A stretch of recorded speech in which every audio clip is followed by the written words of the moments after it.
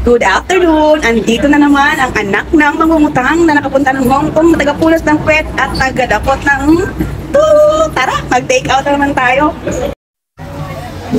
Ayan, nakapag-take out na ako. Congee lang at saka noodles ang in-order ko. So, hintayin na lang natin.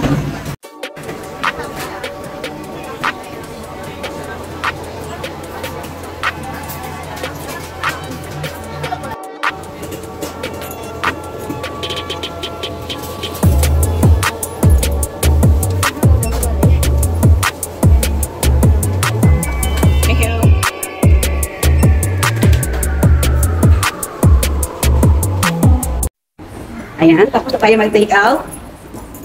Tara, see you sa bahay.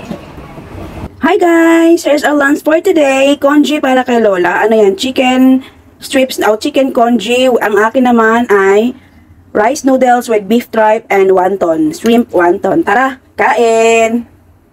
Hi! Good? Good. Up. Turn. Hello!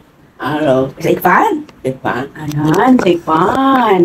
Medyo gloomy ang araw today. Mukhang uulan, pero hindi naman siya, wala pa namang sign ng ulan. Gloomy pa lang. Ang lunch namin ni Lola is congee. Ang akin naman ay rice noodles. Ayan, o puti. Yung flat na rice noodles. Hindi yung sutanghon kasi di ba parang, ayan. Tapos may beef tripe and shrimp wonton. Ayo, anong lunch nyo dyan? O, at saka, barado yung ilong ko by something. So, ganito yung boses ko, parang hongo. Kasi barado yung ilong ko, at saka masakit yung ulo ko. Nagluluha-luha yung mata ko.